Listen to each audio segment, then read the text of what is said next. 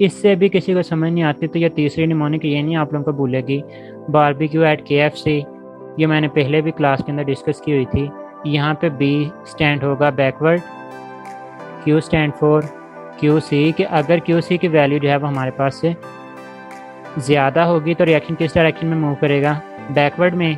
और KFC के K से आप लोग KC को याद रखेंगे कि जब KC की वैल्यू ज़्यादा होगी तो reaction will move in the forward direction. तो ये निमोनिक कब होप्स हो गया आप लोगों को, मतलब डायरेक्शन ऑफ रिएक्शन के अंदर जो है वो आप लोगों को हेल्प आउट करेगी कि हम लोग किस तरह से बता सकते हैं कि कब रिएक्शन फॉरवर्ड जाएगा, कब रिवर्स में जा रहा होगा। Is it clear? ये एप्लीकेशंस ऑफ इक्विलिब्रियम कांस्टेंट दो ही हैं लेकिन बहुत मज़े की हैं, इसको क्वेश्चन बहुत अच्छे अच्छे बनते हैं इनसे। एक डायरेक्शन ऑफ रिएक्शन होता है और दूसरा हमारे पास होता है extent of reaction. Direction of reaction, अच्छा हम लोग पढ़ क्या रहे हैं, हम लोग पढ़ रहे हैं एप्लीकेशन ऑफ इक्विलिब्रियम कांस्टेंट, मतलब वो आपको केसी की वैल्यू दे के इंफॉर्मेशन पूछ सकता है कि जनाब आप हमें बताएं कि डायरेक्शन ऑफ रिएक्शन क्या होगी। सेकंड इसकी एप्लीकेशन होती है एक्सटेंट ऑफ रिएक्शन। थर्ड इसकी एप्लीकेशन है ली शैटलियर प्रिंसिपल के नाम से। ये ली शैटलियर को हम लोग कल देख लेंगे। आज हम लोग डायरेक्शन और एक्सटेंट का खात्मा करते हैं। डायरेक्शन ऑफ रिएक्शन हम लोग बताएंगे कि किसी की वैल्यू को देख के कि रिएक्शन फॉरवर्ड जा रहा है, रिवर्स जा रहा है या इक्विलिब्रियम के ऊपर मौजूद है। तो इसके लिए बेटा आप लोगों को रिएक्शन क्वेश्चन का इल्म होना ज़रूरी है।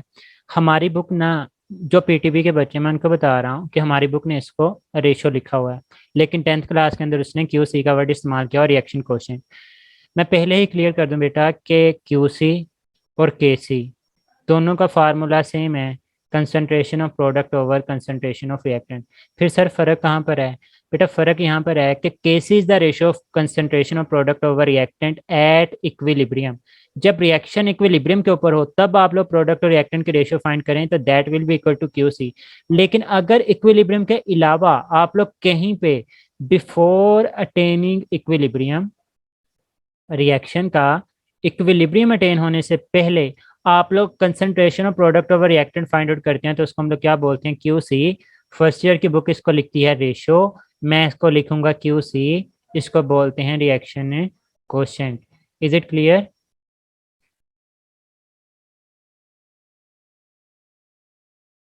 बेटा चीज क्लियर है? Yes sir, yes yes sir. हाँ अब देखें, कहते हैं कि at each point in the reaction we can write a ratio of concentration terms having the same form as the equilibrium constant। कहते हैं हम लोग रिएक्शन में किसी भी वक्त, जरूरी नहीं कि वो इक्विलिब्रियम हो, किसी भी वक्त हम लोग सेम फॉर्म लिख सकते हैं जिस तरह से हम लोग केसी एक्सप्रेशन के लिख रहे होते हैं। This ratio is called the reaction quotient denoted by the symbol QC। इसको हम लोग डिनोट कर रहे होते हैं सिंबल QC के साथ। इक्विलिब्रियम के ऊपर हो तो केसी बोल देंगे, इक्विलिब्रियम के अलावा कहीं भी फाइंड आउट कर लेंगे तो उसको आप लोग QC का नाम दे रहे होते हैं। कहता है ये जो QC की वैल्यू होती है ना, ये हेल्प करती है आपकी in predicting the direction of a reaction. QC किसके बराबर है? अगर जेनरल रिएक्शन हो आपके पास A प्लस B के मिलकर आपके पास C प्लस D बना रहे हैं तो वही सेम के CD multi divided by AB at any time during the reaction is called the reaction quotient. कहता है the concentrations are not necessarily at equilibrium. इनका इक्विलिब्रियम के ऊपर होना जरूरी नहीं होता। अगर ये इक्विलिब्रियम होगा तो फिर ये QC नहीं कहलाएगा, फिर ये क्या कहलाएगा? केसी। फिर वो आपके पास KC कहलाएगा। मैं आपको बताता हूँ क्वेश्चन किस तरह से आएगा, लेकिन अभी सिर्फ चीज़ों को समझें। अब दो पॉसिबिलिटीज बनती हैं। KC की वैल्यू आपको पहले से गिवन होगी, वो आपको कहेगा 4 है, 5 है, 10 है, कुछ भी है, वो आपको KC की वैल्यू पहले दे देगा। फिर आपको वो वैल्यूज देगा। लाइक हम लोग यहाँ पे सॉल्व ही करते हैं इस क्वेश्चन को। H2 प्लस I2, ये हमारे पास है 2HI। वो कहता है जनाब हमारे पास KC की वैल्यू है 4, मैं आपको वैल्यूज दे रहा हूँ, हमारे पास वैल्यू इसकी भी 2 है, I2 की वैल्यू भी 2 है और HI की वैल्यू भी हमारे पास 2 है eight any time other than equilibrium. फिर हमें बताएं जी रिएक्शन की डायरेक्शन क्या होगी। आपको इस तरह से कंसंट्रेशन की वैल्यूज गिवन होंगी, आपने क्या करना है, अब आप लोगों ने सबसे पहले QC की वैल्यू फाइंड आउट करनी। QC कैसे फाइंड करेंगे? सेम एक्सप्रेशन KC वाला, HI की पावर 2 डिवाइडेड बाय H2 आ जाएगा इंटू I2 आ जाएगा। HI की पावर 2 तो 2 का हमारे पास स्क्वायर आ जाएगा, डिवाइडेड बाय H2 की भी 2, ये भी 2, तो ये कैंसिल हो जाएगा, आंसर कितना आएगा? 1। मतलब QC की वैल्यू क्या है KC से? The value of QC is less than KC। इसी तरह से ये भी हो सकता है, लाइक मैं कहता हूँ कि H2 की वैल्यू भी 4, I2 की वैल्यू भी 4 और HI की वैल्यू भी 4। फिर आप लोगों के पास आंसर अगर आप लोग पुट करेंगे ना तो फिर आपके पास आंसर आएगा 4। अगर मैं आपसे कहता हूँ ये वैल्यू भी 8 है, ये वैल्यू भी 8 है और ये वैल्यू भी 8 है, फिर आप लोगों के पास जो आंसर आएगा वो 8 आएगा। मतलब आप लोगों को जो भी वैल्यूज गिवन होंगी ना, आपने उनसे फाइंड आउट करना है। केसी की वैल्यू वो आपको फिक्स दे देगा, क्यूसी की वैल्यू आप लोगों ने फाइंड आउट कर लेनी है। 3 पॉसिबिलिटीज हो सकती हैं। पहली पॉसिबिलिटी कि क्यूसी की वैल्यू ग्रेटर होगी केसी से, तो reaction will proceed in the backward direction. अगर क्यूसी की वैल्यू लेस आती है केसी से, तो इसका मतलब reaction will proceed in the forward direction. और तीसरा पॉइंट है if QC is greater equal to KC, फिर रिएक्शन जो होगा वो इक्विलिब्रियम के ऊपर होगा। ये 3 पॉइंट्स हैं। मैं अब आपको इनको कंसेप्चुअली बताता हूँ कि क्यों ऐसा होता है। अब बेटा देखें, क्यूसी किसके इक्वल है?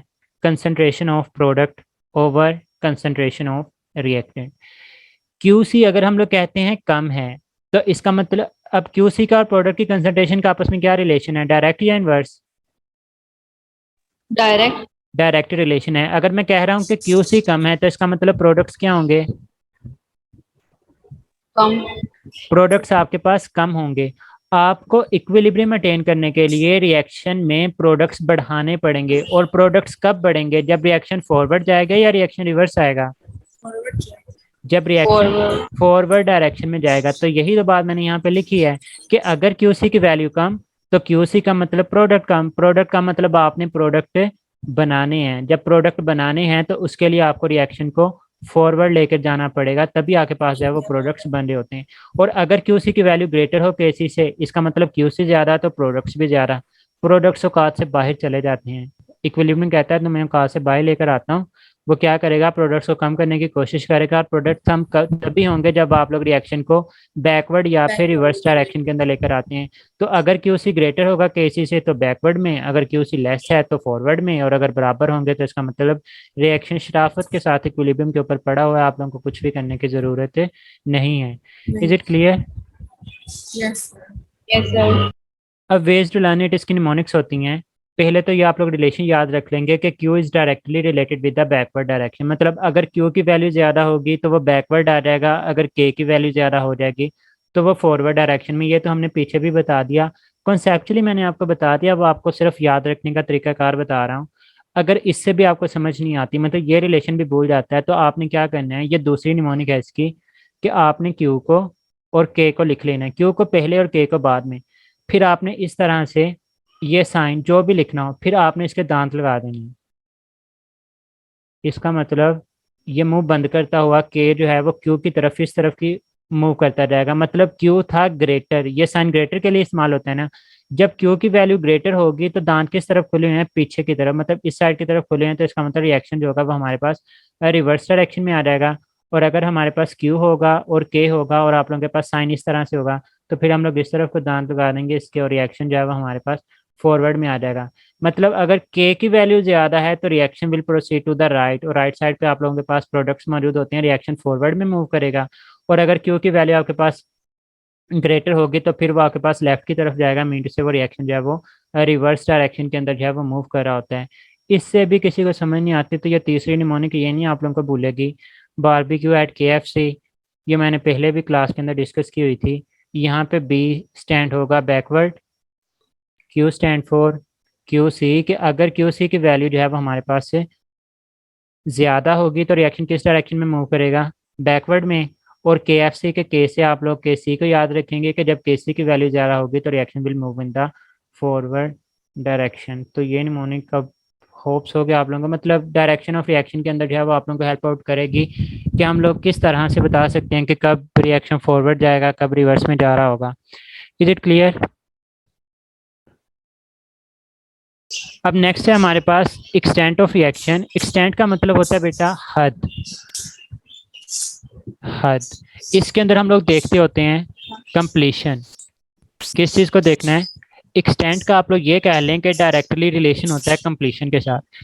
अब आप लोग ये कहेंगे कि सर आपने तो कहा था कि रिवर्सिबल कभी भी कंप्लीट नहीं होते, तो बेटा बिल्कुल कंप्लीट नहीं होते, लेकिन यहाँ पे याद रखिएगा कि कंप्लीशन का, एक्सटेंट ऑफ रिएक्शन का डायरेक्ट रिलेशन है कंप्लीशन के साथ। कंप्लीशन का डायरेक्टली रिलेशन होता है प्रोडक्ट्स की कंसंट्रेशन के साथ। और प्रोडक्ट का डायरेक्ट रिलेशन होता है के सी के साथ। इसका मतलब अब मैं आपको ना बुक के ऊपर जाने के बजाय सीधा सीधा यहीं पे बता रहा हूँ कि अगर के सी की वैल्यू लार्ज होगी तो आप लोगों के पास प्रोडक्ट की कंसंट्रेशन ज़्यादा होगी। जब प्रोडक्ट की कंसंट्रेशन ज़्यादा होगी तो इसका मतलब जो हमारे पास रिएक्शन है वो ऑलमोस्ट क्या हो चुका होगा, कंप्लीट हो चुका होगा। अगर के सी की वैल्यू लेस है तो इसका मतलब आप लोगों के पास प्रोडक्ट्स कम हैं, रिएक्टेंट्स आपके पास ज़्यादा हैं, तो इसका मतलब ये रिएक्शन जो है वो हमारे पास नॉट कंप्लीट की कैटेगरी के अंदर आ रहा होगा। ये बेसिकली इसकी समरी है। अब जो बुक के ऊपर चीज़ें लिखी हुई हैं हम लोग उसकी तरफ मूव करते हैं। कहता है cases very large, extent of reaction के अंदर आपको क्यूसी की हेल्प लेने की जरूरत नहीं होती, आपको सिर्फ केसी से ही आप लोग बता सकते हैं। कहता है अगर केसी की वैल्यू बहुत लार्ज हो तो forward reaction is near to completion, तो जो फॉरवर्ड रिएक्शन होता है वो ऑलमोस्ट क्या होता है, कंप्लीट, क्योंकि फॉरवर्ड रिएक्शन में आप लोगों के पास प्रोडक्ट्स ज्यादा बन रहे होते हैं और रिएक्टेंट्स आहिस्ता आहिस्ता कम हो रहे होते हैं। अगर हम लोग ये कह रहे हैं कि केसी की वैल्यू लार्ज, तो इसका यही तो मतलब है कि प्रोडक्ट्स ज्यादा हैं और रिएक्टेंट्स हमारे पास कम है।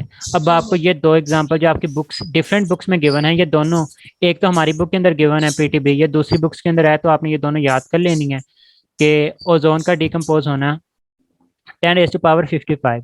अच्छा, यहीं से मैं आप लोगों का कॉन्सेप्ट चेक करता हूँ। अगर केसी की वैल्यू है 10⁵55, मतलब केसी की वैल्यू लार्ज, केसी की वैल्यू लार्ज, तो इसका मतलब आप लोगों के पास O3 और O2 में से किसकी कंसंट्रेशन ज्यादा होगी?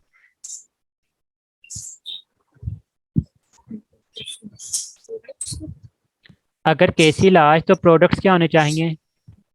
लार्ज ज्यादा होने चाहिए। हाँ, अगर केसी लार्ज तो प्रोडक्ट्स लार्ज होने चाहिए। प्रोडक्ट्स लार्ज मतलब O3 ज्यादा या O2 ज्यादा? O2 ज्यादा। अगर O2 ज्यादा तो मैं क्या कहूंगा, O2 का मॉलिक्यूल स्टेबल है या अनस्टेबल है?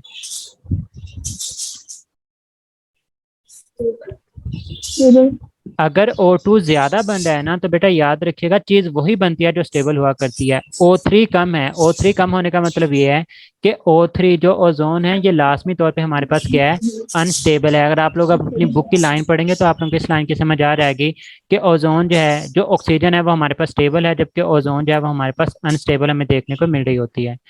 Is it clear? Yes sir. आपने ये वैल्यूज भी जो है वो अच्छे तरीके से याद रखनी है। खैर, अब एक केस होगा जब केसी की वैल्यू लार्ज होगी तो हमारे पास forward reaction near to completion. कहता है if the value of KC small, अगर केसी की वैल्यू छोटी तो इट रिफ्लेक्ट्स, हमें क्या बता रही है, that the reaction does not appreciably proceed in the forward reaction, के रिएक्शन फॉरवर्ड में जा ही नहीं रहा जनाब। क्यों? क्योंकि केसी स्मॉल, तो इसका मतलब प्रोडक्ट्स भी कम, प्रोडक्ट्स कम मतलब रिएक्टेंट फॉरवर्ड में जा ही नहीं रहा। अगर फॉरवर्ड में जाता तो आपका प्रोडक्ट ना बना के दे रहा होता, तो इसका मतलब वो प्रोसीड ही नहीं कर रहा। तो कहता है concentration of reactant products are nearly at the equilibrium. इसकी केसी की वैल्यू आप लोगों को 4 गिवन है, और अगर केसी की वैल्यू बहुत ज़्यादा स्मॉल हो, वेरी स्मॉल हो, तो इसका मतलब हार्डली प्रोडक्ट्स आर फॉर्म, मतलब rate of forward reaction is very very very less than rate of reverse reaction, मतलब प्रोडक्ट्स बहुत ही कम होंगे, रिएक्टेंट्स बहुत ही ज़्यादा होंगे। तो इसकी केसी की वैल्यू है 10⁻13। अब केसी की वैल्यू 10⁻13, वो आपको रिएक्शन दे रहा है, कहता है कि HF है ये मिलके, इसमें से कौन सी चीज़ स्टेबल होगी? HF स्टेबल है, H2 स्टेबल है, F2 स्टेबल है, या हमारे पास both B and C stable है? कौन सी चीज़ स्टेबल है?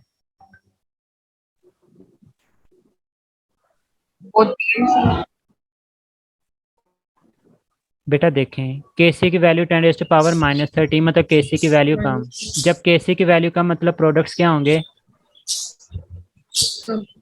प्रोडक्ट्स कम। प्रोडक्ट्स कम मतलब ये स्टेबल या अनस्टेबल? अनस्टेबल। इसका मतलब H2 और F2 अनस्टेबल हैं, तो स्टेबल कौन सी चीज़ होगी? HF विल बी स्टेबल, और H2 और F2 क्या हैं, ये हमारे पास है अनस्टेबल हैं। ये वैल्यूज आप लोगों ने याद करनी है इनके लिए, इसका स्क्रीनशॉट ले लें, हम लोग आगे चलते हैं। हम्म। नहीं, आपको कोई ऐसी वैल्यू नहीं दी हुई कि पता चल सके कि अगर 55 से ग्रेटर होगी तो रिएक्शन लार्ज होगा, तो अगर कम होगी तो। बेटा आपकी समझ नहीं आई, क्या पूछा आपने? मैं पूछा कोई लिमिटेशन नहीं दी हुई कि उस अगर वैल्यू से ज्यादा होगी तो रिएक्शन लार्ज होगा, अगर काम होगी तो स्मॉल होगा केसी की वैल्यू। अच्छा ये ना हमारी बुक में नहीं है, लेकिन मैं आपके आसानी के लिए बता देता हूँ, इसमें हम लोग अप्लाई भी नहीं कर रहे होंगे। अगर केसी की वैल्यू 10 मैं यहाँ कहाँ पे लिख यहाँ पे लिख देता हूँ। अगर केसी की value greater than 10 to the power 3 होगी तो इसको हम लोग कंसीडर करते हैं लार्ज। अगर केसी की वैल्यू लेस देन होगी 10 to the power-3 से भी कम होगी तो इसको हम लोग वेरी स्मॉल कंसीडर करते हैं। और अगर वैल्यू 10 to the power 3 से रेंज करे 10 to the power-3 के अंदर तो ये स्मॉल आती, मतलब ना ये वैल्यू इतनी बड़ी है ना ये वैल्यू इतनी छोटी होती है।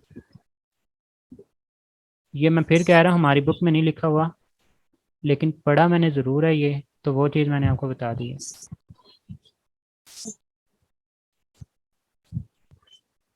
Is it clear?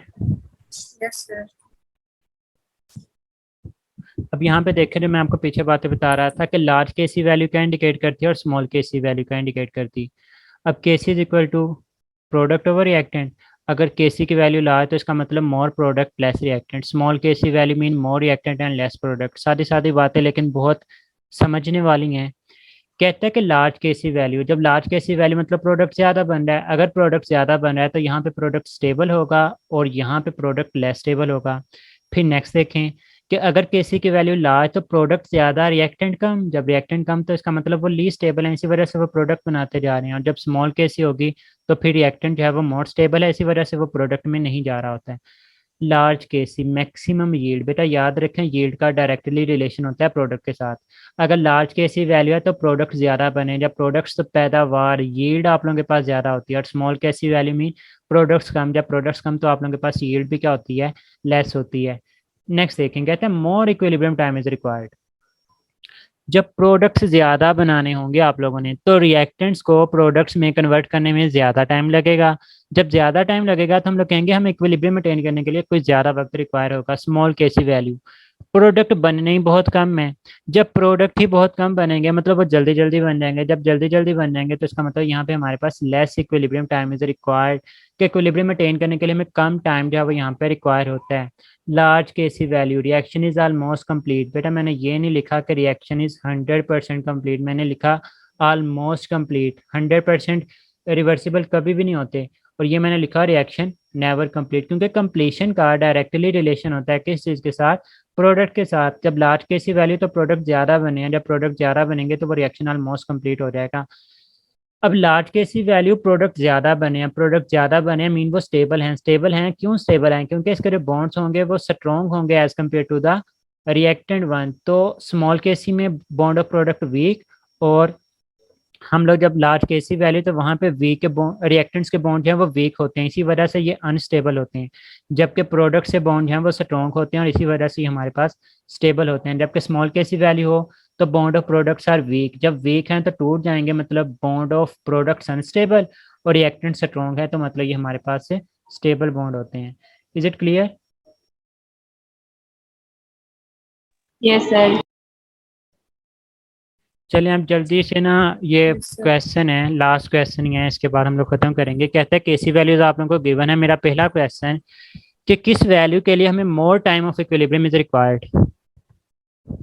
पहले तो ये बताएं लार्ज वैल्यू क्या। लार्ज हाँ लार्ज तो कौन सी वैल्यू है, 10 है। 10 है। तो ये हमारे पास डेल्टा के अंदर जो वैल्यू गिवन है। यस।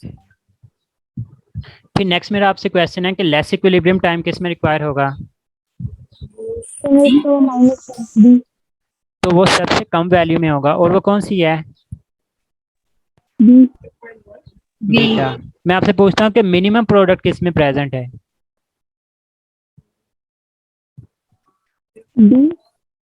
तो मिनिमम प्रोडक्ट मतलब B में। केसी की वैल्यू कम तो वो भी बी में। हाँ बी में। मैक्सिमम प्रोडक्ट कहाँ पे प्रेजेंट होगी, बी में। और बी डी एक जैसे प्रोनाउंस हो रहे हैं, बीटा डेल्टा बोलते जाएं ताकि मुझे समझ भी आती जाए। डेल्टा। तो यहाँ पे डेल्टा। मैं आपसे पूछता हूँ कि स्टेबल प्रोडक्ट कहाँ पे बनेंगे। डेल्टा में डेल्टा तो डेल्टा में स्टेबल रिएक्टेंट कहाँ पर होंगे? बीटा जहाँ पे Kc की वैल्यू कम होगी तो वो बीटा। मैं आपसे पूछता हूँ strong bond of products, delta delta तो वो डेल्टा आ जाएगा। मैं आपसे पूछता हूँ weak bond of reactants, delta delta ही होगा बेटा। स्ट्रॉन्ग बॉन्ड ऑफ प्रोडक्ट या वीक बॉन्ड ऑफ रिएक्टेंट एक ही बात है। मैं आपसे पूछता हूँ कि रिएक्शन कब मैक्सिमम फॉरवर्ड जाएगा? डेल्टा में तो जब हमारे पास Kc की वैल्यू ज़्यादा होगी। और रिएक्शन कब मिनिमम फॉरवर्ड जाएगा? बीटा तो वो हमारे पास यहाँ पे बीटा आ जाएगा। So this was all about the applications of equilibrium constant. इंशाल्लाह कल को हम लोग जो है वो ली शर्ट के प्रिंसिपल से जो है वो चीज़ों को स्टार्ट करेंगे। यहाँ तक कोई इशू है आप लोगों को?